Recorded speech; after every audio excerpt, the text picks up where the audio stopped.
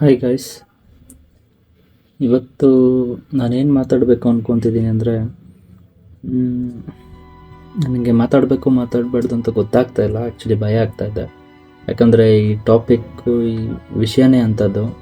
ಹೂವಿನ ಕಿತ್ತು ತಂದೆ ನಕ್ಷತ್ರನೆಲ್ಲ ಕಟ್ಟಿ ಮುಗಿಸೋ ಹೊತ್ತಿಗೆ ಬೆಳಕಾದೋಯ್ತಲ್ಲ, ಎಲ್ಲ ಮಾಯವಾಯ್ತಲ್ಲ. ಅಂದರೆ ಆಲ್ಮೋಸ್ಟ್ ಅರ್ಥ ಆಗಿರುತ್ತೆ ಅಂದ್ಕೊತೀನಿ ಈ ನಡುವೆ ಏನೇನು ನಡೀತಾ ಇದೆ ಅಂತ. ಯಾಕಂದರೆ ನಾನು ಆದರೂ ಧೈರ್ಯ ಮಾಡಿ ಮಾಡ್ತಾಯಿದ್ದೀನಿ ಈ ವಿಡಿಯೋನ. ಈ ವಿಡಿಯೋ ಮಾಡೋದಕ್ಕಂತಲೇ ನಾನು ಇನ್ನೊಂದು ಯೂಟ್ಯೂಬ್ ಚಾನಲ್ ಕ್ರಿಯೇಟ್ ಮಾಡಿ, ಯಾಕಂದರೆ ಈ ವಿಡಿಯೋ ಮಾಡಿದ್ಮೇಲೆ ಬ್ಲಾಕ್ ಆಗಲ್ವೋ ಗೊತ್ತಿಲ್ಲ, ಬ್ಲಾಕ್ ಆಗ್ಬೋದೇನೋ. ಯಾಕಂದರೆ ಅದಕ್ಕೋಸ್ಕರ ಯಾರ ಹೆಸರು ತೊಗೊತಾ ಇಲ್ಲ, ಯಾರು ಪರವಾಗೂ ಮಾತಾಡ್ತಾ ಇಲ್ಲ, ಯಾರು ವಿರೋಧವಾಗೂ ಮಾತಾಡ್ತಾ ಇಲ್ಲ. ನನಗೆ just as A middle class person, ಅಂದರೆ ಜವಾಬ್ದಾರಿ ಇರುವಂತಹ ಹುಡುಗನಾಗಿ ನನ್ನ ಮನೆ, ನನ್ನ ಕುಟುಂಬ ಅದು ತುಂಬ ಮುಖ್ಯ ಆಗುತ್ತೆ. ಸೊ ಅದಕ್ಕೋಸ್ಕರನೇ ನಾನು ಇಷ್ಟೊಂದು ಹೇಳ್ತಾ ಇದ್ದೀನಿ. ಸ್ಟಾರ್ಟಿಂಗ್ಗೆ ಈ ವಿಡಿಯೋ ಮಾಡೋಕ್ಕಿಂತ ಮುಂಚೆ ಇಷ್ಟೊಂದು ಪೀಠಿಕೆ ಕೊಡ್ತಾಯಿದ್ದೀನಿ. ಇದೊಂದೇ ಕಾರಣಕ್ಕೆ, ಯಾಕಂದರೆ ಈ ನಡುವೆ ಏನು ನಡೀತಾ ಇದೆ ಸೌಜನ್ಯ ಪ್ರಕರಣದ ಬಗ್ಗೆ. ಆ ಸರ್ವಶಕ್ತಿಯ ಕೃಪೆ ಅನಿಸುತ್ತೆ, ಇನ್ನೇನು ಮುಗೀತು, ನಾವು ಮುಂದೆ ಏನೂ ಮಾಡೋಕ್ಕಾಗಲ್ಲ ಅಂತ ಬೇಜಾರಲ್ಲಿರಬೇಕಾದ್ರೆ. ಸೊ ಜಸ್ಟಿಸ್ ಫಾರ್ ಸೌಜನ್ಯ ಅಂತ ನಾನು ತುಂಬ ಕಾಡಿರುವಂತಹ ಇದು ವಿಷಯ, ಇದು ಇನ್ಸಿಡೆಂಟು. ಈ ಥರನೂ ಆಗಿದೆಯಾ ಅಂತ ನನ್ನ ನಂಬಕ್ಕೆ ಆಗಿರಲಿಲ್ಲ ಎಷ್ಟೊಂದು ದಿನ. ಬಟ್ ಈ ಥರ ಆಗಿಬಿಟ್ಟಿದೆ, ಏನು ಮಾಡೋಕ್ಕಾಗಲ್ಲ, ಏನು ಮಾಡಬೇಕು ಅಂತಲೂ ಗೊತ್ತಾಗ್ತಾ ಇಲ್ಲ ನಮಗೆ. ಸೊ ಈಗ ಫಸ್ಟ್ ಆಫ್ ಆಲ್ ಈ ವಿಷಯ ಪ್ರಕರಣಕ್ಕೆ ಹೊರಗಡೆ ಎಷ್ಟೊಂದು ಜನಕ್ಕೆ ನನಗೂ ಗೊತ್ತಿರಲಿಲ್ಲ. ನಾನು ತುಂಬ ಸತಿ ಹೋಗಿದ್ದೀನಿ ಧರ್ಮಸ್ಥಳಕ್ಕೆ, ಫ್ಯಾಮಿಲಿ ಜೊತೆ ಹೋಗಿದ್ದೀನಿ, ಒಬ್ಬನೇ ಹೋಗಿದ್ದೀನಿ, ಬರೀ ವೈಫ್ನ ಕರ್ಕೊಂಡು ಹೋಗಿದ್ದೀನಿ, ನಮ್ಮ ತಂಗಿನ ಕರ್ಕೊಂಡು ಹೋಗಿದ್ದೀನಿ, ನಮ್ಮ ಅತ್ತೆನ ಕರ್ಕೊಂಡು ಹೋಗಿದ್ದೀನಿ. ನಮಗೆಲ್ಲ ಏನಂದರೆ ಧರ್ಮಸ್ಥಳ ಅನ್ನೋದು ಒಂದು ಕರ್ನಾಟಕದಲ್ಲಿರೋರಿಗೆ ಆಲ್ಮೋಸ್ಟ್ ಅವ್ರವ್ರ ಮನೆ ದೇವರು ಅಂತ ಇರುತ್ತೆ ಪ್ರತಿಯೊಬ್ಬರಿಗೂ.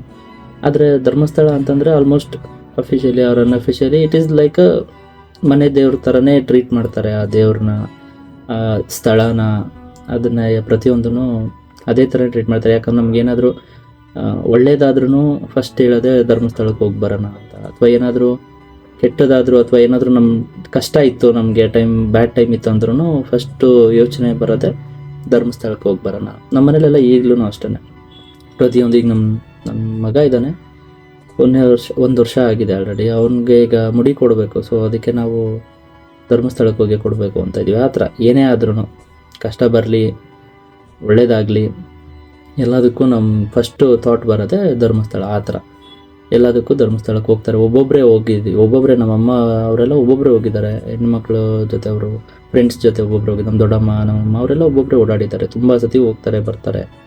ಏನಂದರೆ ಅದೊಂದು ನಂಬಿಕೆ. ಧರ್ಮಸ್ಥಳ ಹೆಸರಲ್ಲೇ ಧರ್ಮ ಇದೆಯಲ್ಲ. ಸೊ ಈಗಲೂ ನಮ್ಮಮ್ಮ ಹೇಳೋದು, ಅಲ್ಲಿ ಎಷ್ಟೇ ರೋಡಲ್ಲಿ ದುಡ್ಡು ಬಿತ್ತಿದ್ರು ಯಾರೂ ತೊಗೊಳಲ್ಲ, ಅಷ್ಟು ಧರ್ಮ ಇದೆ ಅಲ್ಲಿ, ಅಷ್ಟು ನ್ಯಾಯವಾಗಿರ್ತಾರೆ, ನ್ಯಾಯದ ಕಾಪಾಡುವಂಥ ಸ್ಥಳ ಅದು ಅಂತ ಈಗಲೂ. ನಿನ್ನೆ ತಾನೇ ಹೇಳಿದರು ಆ ಥರ. ಅದೊಂದು ಮೈಂಡ್ ಸೆಟ್ಟು. ನಾವು ಹೋದ್ರೂ ಅದೇ ಮೈಂಡ್ ಸೆಟ್ಟಲ್ಲೇ ಹೋಗ್ತೀವಿ, ಏನೂ ಆಗಲ್ಲ, ಅಲ್ಲಿ ಇರುವಂಥ ಧರ್ಮಸ್ಥಳದಲ್ಲಿರುವಂಥ ಧರ್ಮ ಬೇರೆ ಎಲ್ಲೂ ಇಲ್ಲ, ಅದಕ್ಕೋಸ್ಕರನೇ ಅದನ್ನು ಧರ್ಮ ಅಂತಾರೆ. ಅಲ್ಲಿ ಯಾರಿಗೂ ಏನೂ ಆಗೋದಿಲ್ಲ, ಆ ಮೈಂಡ್ ಸೆಟ್ಟಲ್ಲೇ ನಾವು ಒಬ್ಬೊಬ್ಬರೇ ಹೋಗಿದ್ದೀವಿ. ರಾತ್ರಿ ಎಲ್ಲ ಓಡಾಡಿದ್ದೀವಿ. ಅಲ್ಲೆಲ್ಲ ಲಾಡ್ಜಿಂದ ದೇವಸ್ಥಾನದಿಂದ ಲಾಡ್ಜಿಗೆ ಅಲ್ಲೆಲ್ಲ ಒಂದು ಅರ್ಧ ಕಿಲೋಮೀಟ್ರ್ 1 ಕಿಲೋಮೀಟ್ರ್ ಆದ್ರೂ ನಾವು ಒಬ್ಬೊಬ್ಬರೇ ಓಡಾಡಿದ್ದೀವಿ. ಯಾವುದೇ ಭಯ ಇಲ್ಲದೆ, ಯಾವುದೇ ಭೀತಿ ಇಲ್ಲದೆ, ಏನೇ ಆದರೂ ದೇವರಿದ್ದಾನೆ, ಈ ಸ್ಥಳದಲ್ಲಿ ಏನೂ ಆಗಲ್ಲ ಅಂತ ತುಂಬ ಸತಿ ಓಡಾಡಿದ್ದೀವಿ. ಈ ವ್ಯಕ್ತಿ ಇಷ್ಟು ದಿನ ಅದೆಲ್ಲಿದ್ನೋ ಗೊತ್ತಿಲ್ಲ, ಆದರೆ ಈಗ ಮುಂದೆ ಬಂದಿದ್ದಾನೆ. ಸ್ವತಂತ್ರ ಭಾರತದ ಇತಿಹಾಸದಲ್ಲೇ ಇಂತಹ ಪ್ರಕರಣ ಮತ್ತೊಂದಿರಲಾರದು. ಇವಾಗ ನಡೀತಿರೋ ಸಿಚುವೇಶನ್, ಇವಾಗ ನಡೀತಿರೋ ಇನ್ಸಿಡೆಂಟು, ಅದನ್ನೆಲ್ಲ ನೆನೆಸ್ಕೊಂಡ್ರೆ ಆ್ಯಕ್ಚುಲಿ ಇದನ್ನೆಲ್ಲ ರೀಕಾಲ್ ಮಾಡ್ಕೊತಾ ಇದ್ದೆ ನಾನು. 2 ದಿನಗಟ್ಟಲೆ ಅಲ್ಲಿದ್ದೀವಿ, ಸ್ಟೇ ಮಾಡಿದ್ದೀವಿ. ವೈಫ್ ಜೊತೆ ಇದ್ದೀನಿ, ನಮ್ಮ ತಂಗಿ ಜೊತೆ, ನಮ್ಮ ಅತ್ತೆ ಜೊತೆ ಒಬ್ಬೊಬ್ಬರನ್ನೇ ಇದ್ದೀವಿ. ಇವಾಗೆಲ್ಲ ಒಂದು 6 years 7 years ಬ್ಯಾಕ್ ನಾನು ಈಗ ಆಗ್ತಾನೆ ಕೆಲಸ ಸ್ಟಾರ್ಟ್ ಮಾಡಿದ್ದೆ. ಇನ್ನೂ ಚಿಕ್ಕವ್ರು, ನಾನು 21-22 years ಇತ್ತು ಅಷ್ಟೇ. ಅವಾಗ ಅವರು ಒಬ್ಬೊಬ್ಬರನ್ನೇ ಕರ್ಕೊಂಡೆಲ್ಲ ಓಡಾಡಿದ್ದೀನಿ. ಅದನ್ನೆಲ್ಲ ರೀಕಾಲ್ ಮಾಡಿಕೊಂಡೆ ನಾನು. ಇವಾಗ ಏನು ನಡೀತಾ ಇದೆ ಸಿಚುವೇಶನ್ನು ಅದನ್ನೆಲ್ಲ ನೋಡ್ತಾ ಇದ್ದೀನಲ್ಲ ವೀಡಿಯೋದಲ್ಲ, ಅದನ್ನೆಲ್ಲ ರೀಕಾಲ್ ಮಾಡಿಕೊಂಡೆ. ಏನಪ್ಪ ಇದು ಈ ಥರ ಎಲ್ಲ ಆಗಿದೆ ಅಂತಾರೆ, ಹೆಂಗಿದು ಕತೆ? ಅಕಸ್ಮಾತ್ ನಾವು ಆ ಥರ ಎಲ್ಲ ಓಡಾಡಿದ್ದೀವಿ ಒಬ್ಬೊಬ್ಬರೇ, ಆ ಥರ ಏನಾದರೂ ನಮ್ಮ ಏನಾದರೂ ಆಗಿದ್ದಿದ್ರೆ ಏನಪ್ಪ ಕತೆ, ಹೆಂಗಿರೋದು ನಮ್ಮ ಸಿಚುವೇಶನ್ನು ಅನ್ನೋ ರೀತಿ ನನಗೆ ಪ್ರತಿ ಸತಿನೂ ತುಂಬ ಕಾಡುತ್ತೆ ಅದು. ಯಾಕಂದರೆ ಒಬ್ರಿಗಾಗಿದೆ ಅಂತಂದರೆ ಅದು ನಮಗೇನು ಆಗಲ್ಲ ಅಂತ ಅಲ್ಲ ಅಲ್ವಾ. ನಮ್ಮ ಲಕ್ ಚೆನ್ನಾಗಿತ್ತೇನೋ, ನಮ್ಮ ಯಾವ ದೇವರೇ ಮಂಜುನಾಥ ಸ್ವಾಮಿನೇ ಕಾಪಾಡಿದ್ದಾನೇನೋ ಗೊತ್ತಿಲ್ಲ. ಆ ಥರ ನೈತಿಕ ಘಟನೆ ಯಾವತ್ತೂ ನಮ್ಮ ಜೊತೆ ನಡೆದಿಲ್ಲ ಇದುವರೆಗೂ. ಆ ಥರ ಮೈಂಡ್ಸೆಟ್ ಇಲ್ಲ ನಮ್ಮ. ಅಲ್ಲಿ ಹೋದ್ರೆ ಎಷ್ಟೇ ರಾತ್ರಿ ಒಂದೊಂದ್ಸತಿ ರೂಮ್ ಇಲ್ಲದೆ ಇದ್ದಾಗೆಲ್ಲ ನಾವು ಚಿಕ್ಕ ವಯಸ್ಸಲ್ಲಿ ನಮ್ಮ ಅಪ್ಪ ಅಮ್ಮ ಎಲ್ಲ ಕುಟುಂಬ ಸಮೇತ ಹೋಗ್ತಾ ಇದ್ವಿ. ಅವಾಗೆಲ್ಲ ರೂಮ್ ಇಲ್ಲದೆ ಇದ್ದಾಗೆಲ್ಲ ನಾವಲ್ಲೇ ಎಲ್ಲಿ ಜಾಗ ಸಿಗುತ್ತೋ ಅಲ್ಲೇ ಮಲ್ಕೊಂಡು ಇದ್ದೀವಿ. ಆ ಥರ ತುಂಬ ಸತಿ ಮಾಡಿದ್ದೀವಿ ಆ ಥರ ಎಲ್ಲ. ಅವಾಗೆಲ್ಲ ಬುಕ್ ಮಾಡೋದು ಅದೆಲ್ಲ ಗೊತ್ತಿದೆ. ಸೊ ಬಿಫೋರ್ ಎಲ್ಲ ವೆಲ್ ಪ್ಲ್ಯಾನ್ ಮಾಡಿಕೊಂಡು ಬುಕ್ ಮಾಡ್ಕೊಂಡು ಹೋಗೋದು ಬರೋದು ಮಾಡ್ತೀವಿ. ಬಟ್ ಆ ಟೈಮಲ್ಲೆಲ್ಲ ಅದೆಲ್ಲ ಗೊತ್ತಿರಲಿಲ್ಲ ಅಲ್ಲ. ಸೊ ಆ ರೀಸನ್ಗೆ ತುಂಬ ಸತಿ ನಾವು ಹೇಗೆ ಬರುತ್ತೋ ಹಾಗೆ ಇದ್ಬಿಟ್ಟು ಬಂದಿದ್ದೀವಿ. ಅದನ್ನೆಲ್ಲ ನೆನೆಸ್ಕೊಂಡ್ರೆ ಇವಾಗ ನಿಜವಾಗ್ಲೂ ತುಂಬ ಭಯ ಆಗುತ್ತೆ. ಇನ್ನು ಈ ಥರನೂ ನಡೆದಿದೆಯಾ ಇಷ್ಟೊಂದು, ಒಂದಲ್ಲ ಎರಡಲ್ಲ, ಸುಮಾರು ಸಾವಿರಾರು ಹೆಣಗಳು. ಅದೇ ಒಂದು ನೇತ್ರಾವತಿ ನದಿ ತೀರದಲ್ಲಿ ಡೈಲಿ ಒಂದು ಹೆಣ ಬೀಳೋದು. ಅಪರಿಚಿತ ಹೆಣಗಳು ಅಂತ ಎಲ್ಲ ಊತಾಕಿರೋದು. ಅವ್ರು ಯಾರೋ ಬಂದಿದ್ದಾರೆ ತಕ್ಕೊಡ್ತೀನಿ ಅಂತ, ಅದು ತಕ್ಕೊಡ್ತಾರೆ. ಅದು ಏನಾಗುತ್ತೋ, ಅದು ಜಸ್ಟಿಸ್ ಸಿಗುತ್ತೋ ಬಿಡುತ್ತೋ ಗೊತ್ತಿಲ್ಲ ನಮಗೆ. ಏನಾಗುತ್ತೋ ಅಂತಲೂ ಗೊತ್ತಿಲ್ಲ. ಆ ಕೇಸು ಮುಂದೆ ಉರಿಯುತ್ತೋ ನಿಲ್ಲುತ್ತೋ ಗೊತ್ತಿಲ್ಲ. ಆಲ್ಮೋಸ್ಟ್ 13 ವರ್ಷ ಆಯಿತು, ಅವಾಗಿಂದನೂ ನಡೀತಾನೆ ಇದೆ. ಬಟ್ ಇವಾಗ ಯಾರೋ ಒಬ್ರು ಬಂದು ಇದು ಮತ್ತೆ ಹೊಸ ತಿರುವು ತೊಗೊಂಡಿದೆ. ಏನಾಗುತ್ತೆ ಅಂತ ನಿಜವಾಗ್ಲೂ ಗೊತ್ತಿಲ್ಲ. ಬಟ್ ಆದರೆ ಇದನ್ನೆಲ್ಲ ಈ ಥರ ಒಂದೋ ಎರಡೋ ಅಂತಂದರೆ ಏನೋ ಹೇಳ್ಬೋದು. ಇದು ಸಾವಿರಾರು ಗಟ್ಟಲೆ ಆಗಿದೆ ಅಂತಂದರೆ ಯೋಚನೆ ಮಾಡಬೇಕಂತ ವಿಷಯನೇ ಇದು. ಒಂದು ಅಂದಾಜು ಪ್ರಕಾರ ಈ ವ್ಯಕ್ತಿ ತನ್ನ 20 years ಆಫ್ ಸರ್ವಿಸ್ ಅಲ್ಲಿ ಸುಮಾರು 1,000ಕ್ಕಿಂತ ಹೆಚ್ಚು ಹೆಣಗಳನ್ನ ಧರ್ಮಸ್ಥಳದ ಸುತ್ತಮುತ್ತ ಪ್ರದೇಶದಲ್ಲಿ ಅಕ್ರಮವಾಗಿ ಮಣ್ಣು ಮಾಡಿದಾನೆ. ಅವರು MD ಸಮೀರ್ ಅವ್ರ ವಿಡಿಯೋ ನಾನು ಇದಕ್ಕಿಂತ ಮುಂಚೆಯಿಂದ ನಾನು ನೋಡ್ತಾ ಇದ್ದೆ, ಫಾಲೋ ಮಾಡ್ತಾ ಇದ್ದೆ. ಅವ್ರದ್ದು MD ಸಮೀರ್ ಅಂತಲೇ ಚಾನೆಲ್ ಇದೆಯಲ್ಲ, ಅದರಲ್ಲಿ ಅವರು ಮಹಾಭಾರತದ ಕಥೆಗಳನ್ನು ಅಥವಾ ಅದೇ ಬಾರ್ಬರಿಕ ಅಂತ ಏನೋ ಕಥೆಗಳು ಟಾಪಿಕ್ಕು ನನಗೆ ನೆನಪಿರೋದು. ಆ ಥರದ್ದೆಲ್ಲ ತುಂಬಾ ಮೈಥಾಲಜಿಕಲ್ ಸ್ಟೋರೀಸ್ನೆಲ್ಲ ಸ್ವಲ್ಪ ಚೆನ್ನಾಗಿ ಹೇಳ್ತಾ ಇದ್ರು ಅವರು. ಅದನ್ನೆಲ್ಲ ನಾನು ನೋಡ್ತಾ ಇದ್ದೆ, ನನಗೆ ಇಷ್ಟ ಆಗೋದು. ಅದನ್ನು ಮನೆಯಲ್ಲೂ ತೋರಿಸ್ತಾ ಇದ್ದೆ. ಎಷ್ಟು ಚೆನ್ನಾಗಿ ಮಾತಾಡ್ತಾರೆ, ಎಷ್ಟು ಚೆನ್ನಾಗಿ ಹೇಳ್ತಾರೆ, ಸ್ಟೋರಿ ಟೆಲ್ಲಿಂಗ್ ಎಷ್ಟು ಚೆನ್ನಾಗಿದೆ ಅವ್ರದ್ದು, ನೀಟಾಗಿ ಅರ್ಥ ಆಗೋ ಥರ ಹೇಳ್ತಾರೆ. ಮುಸ್ಲಿಂ ಆದ್ರೂ ಎಷ್ಟು ತಿಳ್ಕೊಂಡಿದ್ದಾರೆ ನಮ್ಮ ಇದ್ರ ಬಗ್ಗೆ, ಟಾಪಿಕ್ಗಳ ಬಗ್ಗೆ, ನಮ್ಮ ಮೈಥಾಲಜಿ ಇದ್ರ ಬಗ್ಗೆ ಎಲ್ಲ. ಸೊ ಅದಕ್ಕೆ ನಾಲೆಜ್ ಅನ್ನೋದು ಯಾವುದೇ ಧರ್ಮದಿಂದ ಆಗಲಿ, ಇದ್ರ ಏನೇ ಆಗಲಿ, ಅದು ಏಜ್ ಆಗಲಿ, ಧರ್ಮ ಆಗಲಿ, ಅದೆಲ್ಲ ಮ್ಯಾಟ್ರ್ ಆಗಲ್ಲ. ಅವ್ರು ನಾಲೆಜ್ ಇಸ್ ನಾಲೆಜ್. ಅವ್ರು ಅದನ್ನು ತಿಳ್ಕೊಂಡು ಮಾತಾಡ್ತಾ ಇದ್ದಾರೆ. ಅದಕ್ಕೆ ಆ್ಯಕ್ಚುಲಿ ನನಗೆ ಖುಷಿ ಆಗ್ತಾಯಿತ್ತು. ಈ ವಿಚಾರ ಮಾತಾಡಿದಾಗ್ಲೂ ಅಷ್ಟೇ ನನಗೆ ಅಷ್ಟೊಂದೆಲ್ಲ ಅಲ್ಲಿವರೆಗೂ ನನಗೆ ಅದ್ರ ಬಗ್ಗೆ ಗೊತ್ತೇ ಇರಲಿಲ್ಲ. ಏನೋ ಆಗಿದೆ, ಏನೋ ನಾನು ಹೆಂಗೆ ಅಂದ್ಕೊಂಡಿದ್ದೆ, ಯಾರೋ ಗೊತ್ತಿಲ್ಲ ಏನು ಅಂತಲೇ. ಅಷ್ಟೊಂದು ನಾಲೆಜ್ ಇರಲಿಲ್ಲ. ಯಾಕಂದ್ರೆ ನಾವು ಡೈಲಿ ದಿನನಿತ್ಯ ನಮ್ದು ಹೆಂಗಿರುತ್ತೆ ಅಂದರೆ, ಬೆಳಗ್ಗೆ ಎದ್ದೇಳ್ತೀವಿ, ಕೆಲ್ಸಕ್ಕೆ ಹೋಗ್ತೀವಿ, ಮತ್ತೆ ಬರ್ತೀವಿ. ನಮ್ಮದೇ ಎಲ್ಲರದು, ನಂದು ಅಂತಲ್ಲ, ನಮ್ಮ ಥರ ವರ್ಗದವ್ರದ್ದು, ಮಿಡಲ್ ಕ್ಲಾಸ್ ವರ್ಗದವ್ರು ತುಂಬ ಜನ ಇದ್ದೀವಿ. ನಮ್ಮದೆಲ್ಲ ಏನಂದರೆ, ನಾವು ನಮ್ಮ ಫ್ಯಾಮಿಲಿ ಅಷ್ಟೇ, ನಮ್ಮದೇ ಸಮಸ್ಯೆಗಳು ಇರ್ತವೆ, ಹೆಲ್ತ್ ಇಶ್ಯೂಸ್ ಇರುತ್ತೆ, ಅದನ್ನು ನೋಡಿಕೊಂಡು ಅದರಲ್ಲೇ EMI ಕಟ್ಟೋದಿರುತ್ತೆ. ಬರೀ ಇದರಲ್ಲೇ ಆಗ್ಬಿಡುತ್ತೆ ಜೀವನ. ಈ ಥರದ್ದೆಲ್ಲ ಗೊತ್ತಾಗಲ್ಲ ವಿಷಯಗಳು. ಬಟ್ ಇದು ಗೊತ್ತಾದ್ಮೇಲೆ ನನಗೆ ತುಂಬಾ ಕಾಡ್ತು. ಇಷ್ಟೆಲ್ಲ ನಡೆದಿದೆ, ನಾವು ಹೋಗುವಂಥ ಜನ ಹೋಗೇ ಹೋಗ್ತೀವಿ, ವರ್ಷಕ್ಕೆ ಒಂದ್ಸತಿ ಆದರೂ ಹೋಗೇ ಹೋಗ್ತೀವಿ. ಆ ದೇವಸ್ಥಾನಕ್ಕೆ ಹೋಗೇ ಹೋಗ್ತೀವಿ. ದೇವ್ರ ಮೇಲೆ ನಮಗೆ ನಂಬಿಕೆ ಇದೆ. ಆ ಸ್ಥಳದ ಬಗ್ಗೆ, ದೇವ್ರ ಬಗ್ಗೆ ನಾನೇನು ಮಾತಾಡ್ತಾ ಇಲ್ಲ. ನನಗೆ ಈಗಲೂ ನಂಬಿಕೆ ಇದೆ, ಈಗಲೂ ನಂಬ್ತೀನಿ, 100% ಈಗಲೂ ಹೋಗೇ ಹೋಗ್ತೀವಿ. ನಾವು ಅದೇನೇ ಆಗಲಿ ಹೋಗ್ತೀವಿ, ಬರ್ತೀವಿ, ಅದ್ರ ಮೇಲೆಲ್ಲ. ಬಟ್ ಆದರೆ ಅಂಥ ನಾವು ಹೋಗಿರೋ ಜಾಗದಲ್ಲಿ ಇಷ್ಟೆಲ್ಲ ಆಗಿದೆ ಅನ್ನೋದು ನನಗೆ ನಿಜವಾಗ್ಲೂ ತುಂಬ ಶಾಕಿಂಗ್ ಆಗಿತ್ತು. ಅದ್ರ ಬಗ್ಗೆ ತುಂಬಾ ವೀಡಿಯೋಸ್ ತುಂಬಾ ನೋಡಿದೆ. ಯಾರ್ಯಾರು ಏನೇನು ಮಾಡಿದ್ರು ಅದನ್ನೆಲ್ಲ ನೋಡಿದೆ. ಅದನ್ನೆಲ್ಲ ನೋಡಿ ಯಾಕೋ ನನಗೆ ನಾನು ಮಾತಾಡೋದು ಮ್ಯಾಟ್ರ್ ಆಗುತ್ತೋ ಇಲ್ಲೋ ಗೊತ್ತಿಲ್ಲ. ಇದು ನನಗೆ ವ್ಯೂಸ್ ಬರಲಿ ಅಂತನೋ ಇನ್ನೊಂದು ಬರಲಿ ಅಂತನೋ ಮಾಡ್ತಾ ಇಲ್ಲ. ನನಗೇನು ಅನ್ಸುತ್ತೋ ನಾನು ಮಾತಾಡಬೇಕಿತ್ತು, ನನಗೆ ಹೇಳಬೇಕು ಅಂತ ಅನ್ನಿಸ್ತು. ಹಿಂಗೆ ಜನರಲಾಗಿ ನಿನ್ನೆ ನಮ್ಮ ಫ್ರೆಂಡ್ ಹತ್ರ ಮಾತಾಡ್ಬೇಕಾದ್ರೆ ಅವರು ನನ್ನ ಹತ್ರ ಏನು ನನಗೇನು ಅನಿಸಿದೆಯೋ ಅದು ಸೇಮ್ ಅದೇ ಥರನೇ ಅವ್ರಿಗೂ ಅದೇ ಥಾಟ್ ಇತ್ತು. ಅವರು ಅದೇ ಅಂದರು. ಅವರು ಪಾಪ ಅವ್ರ ಹೆಸರು ಮಂಜುನಾಥ್ ಅಂತ, ಅವರು ದೇವ್ರ ಹೆಸರು ಇಟ್ಕೊಂಡಿದ್ದಾರೆ. ನಮ್ಮ ಕೊಲೀಗು ಅವರು ಅದೇ ಅಂದರು, ಬ್ರೋ ನಾವು ಅಷ್ಟೇ ಬ್ರೋ, ಅಲ್ಲೆಲ್ಲ ಒಬ್ಬೊಬ್ಬರೇ ಓಡಾಡಿದ್ದೀವಿ ತುಂಬ ಸತಿ. ನಮ್ಮ ವೈಫ್ ಜೊತೆ ಇಬ್ಬಿಬ್ಬರೇ ಓಡಾಡಿದ್ದೀವಿ.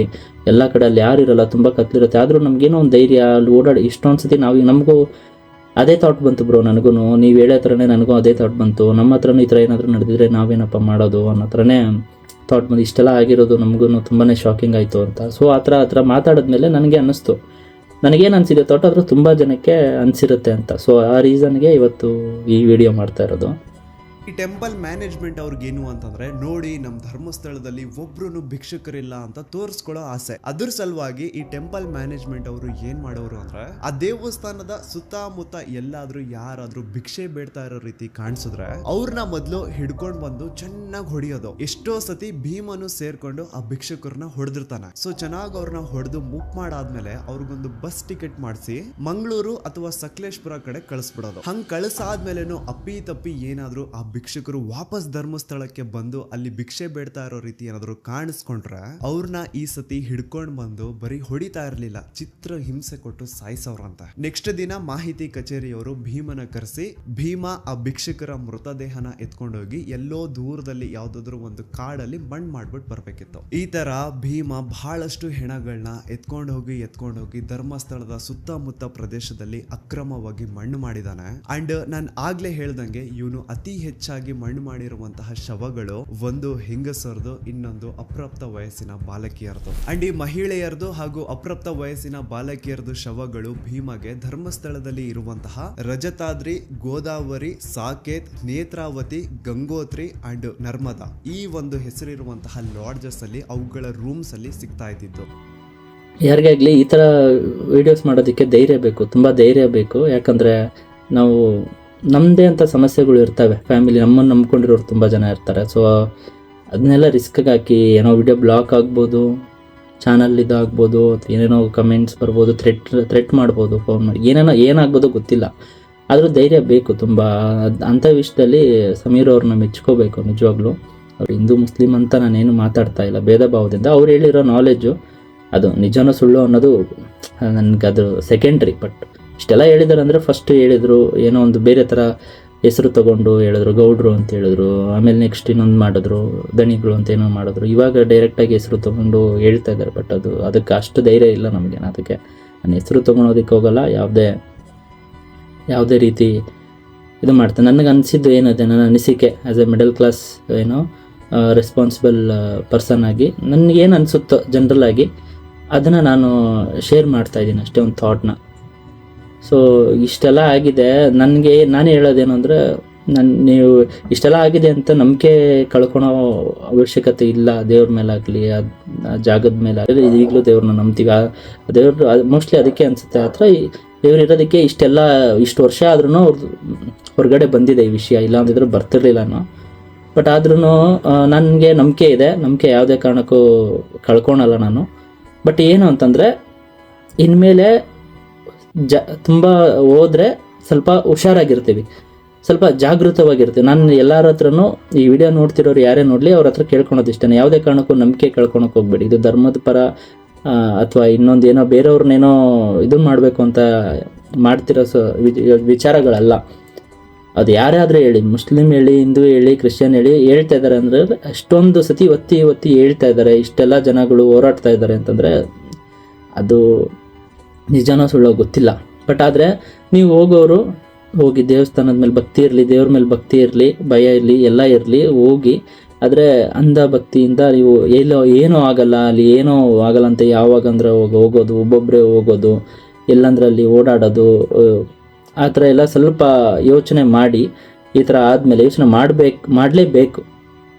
ಸೊ ಇನ್ಮೇಲೆ ನಾವು ನೋಡಿದ್ರೂ I will go with a different mind set all together. Like ಮೊದಲು ಹೋಗಿರೋದಕ್ಕಿಂತ ಇವಾಗ ಹೇಗೆ ಹೋಗ್ತೀನೋ ಅದರಲ್ಲಿ ಹೋಗೋದು ನಾನೇ, ಒಬ್ಬನೇ ವ್ಯಕ್ತಿನೇ. ಮೊದಲು ಹೋಗ್ತಿದ್ರು ನಾನೇ, ಇವಾಗ ಹೋಗೋದು ನಾನೇ, ಮುಂದೆ ಹೋಗೋದು ನಾನೇ. ಆದರೆ ಹೋದಾಗ ಏನು ವ್ಯತ್ಯಾಸ ಇರುತ್ತೆ ಅಂದರೆ ನನ್ನಲ್ಲಿ ನಾನು ಸ್ವಲ್ಪ ಜಾಗೃತವಾಗಿರ್ತೀನಿ, ಹುಷಾರಾಗಿರ್ತೀನಿ. ಏನೇ ಆಗಲಿ ಈ ಥರ ಸಿಚುವೇಶನ್ಸು ಫೇಸ್ ಮಾಡೋಕ್ಕಿಂತ ಮುಂಚೆ ಸ್ವಲ್ಪ ಹುಷಾರಾಗಿ ಹೋದ್ರೆ ಫ್ಯಾಮಿಲಿ ಜೊತೆ ಹೋಗ್ತೀನಿ, ಗ್ರೂಪಾಗಿ ಹೋಗ್ತೀನಿ, ಒಳ್ಳೆ ಕಡೆ ಸ್ಟೇ ಮಾಡ್ತೀನಿ ಆರಾಮಾಗಿ. ಎಷ್ಟು ಸಾಧ್ಯನೋ ಅಷ್ಟು ಹುಷಾರಾಗಿರ್ತೀನಿ. ಅದೊಂದನ್ನು ನನಗೆ ಚೇಂಜ್ ಆಯಿತು. ಈ ಥಾಟ್ ಬರೋದಕ್ಕೆ ರೀಸನ್ನೇ ಈ ಥರ ಸರಣಿ ಎಷ್ಟು ವೀಡಿಯೋಸ್ ಎಲ್ಲ ಮಾಡಿದ್ದಾರೆ ಒಬ್ಬೊಬ್ಬರೇ. ಈ ಥರ ನಡೆದಿರೋ ವಿಚಾರಗಳು ಪ್ರತಿಯೊಬ್ಬರೂ ತಿಳ್ಕೋಬೇಕು. ಇದರಲ್ಲಿ ತಿಳ್ಕೊಳೋದ್ರಲ್ಲಿ ತಪ್ಪಿಲ್ಲ. ಪ್ರತಿಯೊಬ್ಬರೂ ಈ ವಿಡಿಯೋಗಳನ್ನ ನೋಡಬೇಕು. ಹೆಚ್ಚು ಕಡಿಮೆ 1,000 ಜನ ದಿಕ್ಕಿಲ್ಲ ದೆಸ ಇಲ್ಲ, ಅವ್ರ ಮನೆಯವ್ರಿಗೆ ಅವ್ರು ಸತ್ತಿದ್ದಾರೆ ಅನ್ನುವಂತಹ ವಿಷಯನೂ ಗೊತ್ತಿಲ್ಲ, ಹಂಗ ಮಾಡಿ ಅವ್ರನ್ನ ಮುಚ್ಚಾಕಿದ್ದಾರೆ. ಅದ್ರ ಬಗ್ಗೆ ತಿಳ್ಕೋಬೇಕು. ತಿಳ್ಕೊಂಡು ಆ ಥರ ಗೊತ್ತಿದ್ರೆ ಅಲ್ವಾ ನಾವು ಹುಷಾರಾಗಿರಾಕಿರೋದು. ಇಲ್ಲ ಅಂದ್ರೆ ಅದೇ ಬ್ಲೈಂಡ್ ಬಿಲೀಫಲ್ಲಿ ಅದೇ ಥರನೇ ನಾವು ಏನಾಗಲ್ಲ ಬಿಡು ದೇವ್ರು ನೋಡ್ಕೊತಾನೆ ಅಂತ ಅಂದ್ಬಿಟ್ಟು ಏನಾಗಲ್ಲ ಅಂತ ಅಂದ್ಬಿಟ್ಟು ನಾವು ಮಂಡ ಧೈರ್ಯದಿಂದ ನಾವೇನೇ ಡಿಸಿಷನ್ ತೊಗೊಂಡ್ರು ಅದು ನಮಗೆ ಕಂಟಕ ಆಗುತ್ತೆ. ಸೊ ಅದಕ್ಕೋಸ್ಕರ ಈ ವಿಚಾರಗಳನ್ನ ತಿಳ್ಕೊಳ್ಳಿ, ಅನಲೈಸ್ ಮಾಡಿ.